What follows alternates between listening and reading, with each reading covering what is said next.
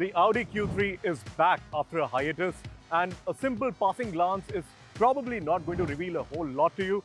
You may not even think that it's a big facelift, but a lot has changed inside and out, and we are going to tell you all about it as we drive along. So let's get behind the wheel, hit the road, and explore how this model has really moved ahead.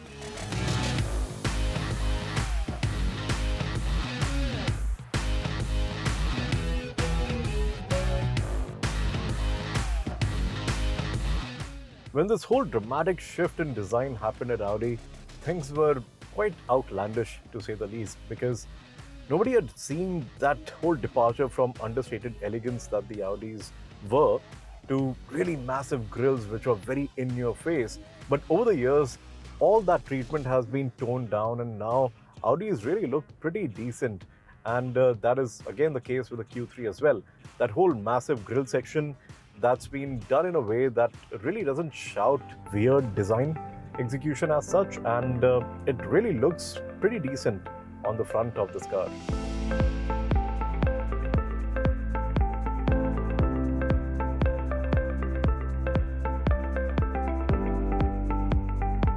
And when you look at this car in profile, you will find that again, the changes are very discreet, very minimalist, but you will notice some elements which are pretty smart, especially the haunches at the rear.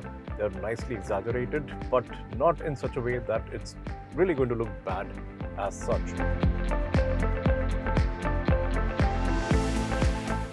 The Audi Q3 has always been a very pleasant car in the segment, and yet it did not really feel special enough, because the BMW has always had driving dynamics going in its favor. Mercedes-Benz has always been all about comfort and luxury and opulence. There has never been any defining quality that the Q3 had, and probably that's why it never really spoke to me as such. But really, I can never put a finger on what exactly was wrong with the Q3, because generally speaking, there was nothing wrong with it.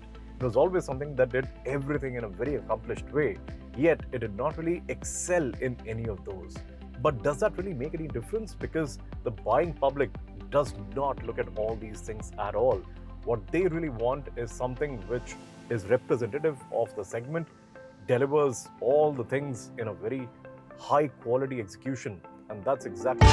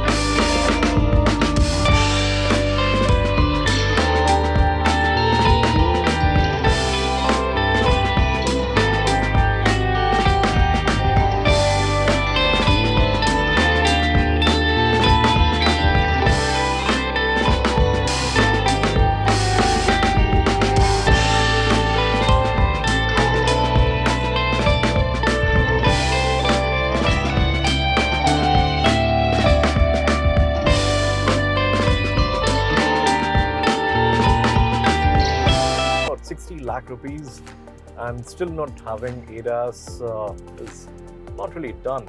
In fact, the latest in the market has been the Hyundai Tucson, which also offers ADAS systems. So it's just a little bit of a shame that a luxury brand like Audi would not really give any of those items in the mix of things.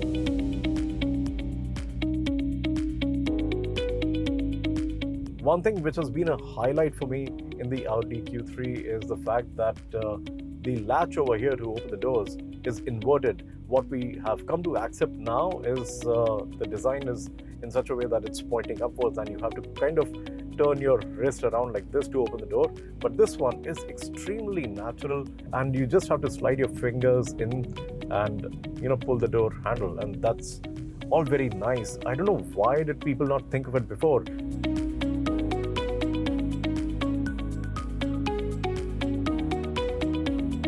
The design of the seats is pretty nice. They're very supportive as well, and they're large enough for most body types. The cushioning is good, and also the way they hold you is very proper. Things are pretty decent in the back as well. You can recline your seats, you can move them fore and aft on the rails, so having the right amount of space for you to get comfortable is not really going to be a problem.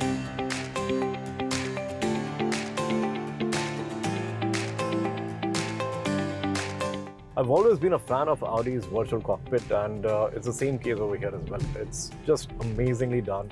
And there's a little button over here on the steering wheel with which you can change the view of what you get fed in the middle of the screen. And to change the dials or the look of the cockpit right in front of you, or the instrument screen that you have in front of you, you will have to dig through the menus on the screen. And you have three different options. One is classic, the other one is sport, and the other one is dynamic. The steering wheel in the Audi Q3 is a size too big, I think.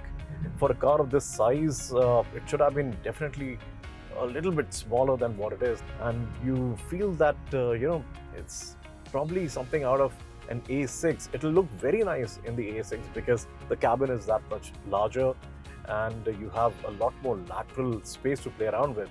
So this will fit in that sort of a cabin space. In this one, which is a little tighter on the inside, just feels a little out of place. But otherwise, it's designed very nicely, and I'm a fan of round steering systems. But if I really have to nitpick, I will say that I've never been actually a fan of the paddle shifters in Audis. And in this one, the plastic paddle shifters that you get, they are not really the best in the business. I think BMW and Mercedes both do a far better job with the paddle shifters, and Audi could probably learn a little bit from them.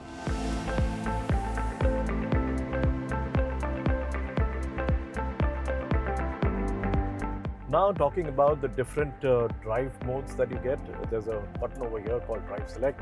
So you just press that and you get presented a host of options, right from efficiency and comfort to dynamic and individual. There is also a mode which is named as auto, so that is essentially going to just read everything around, look at how you're driving and what is the kind of traction needs that the car requires, and it's just going to set everything up on its own. You can definitely have a little bit of play with the settings in the individual mode, but you will only have the option to change the drive system and the steering between efficient, balanced and dynamic. You can't really have multiple different changes to do with the suspension and the steering and stuff like that. So the drive system is going to take care of all those things, and you can set the steering according to whatever you like, whether you like it to be a little soft or whether you like it to be very sharp and responsive. So you can play around between comfortable, balanced and dynamic on that front.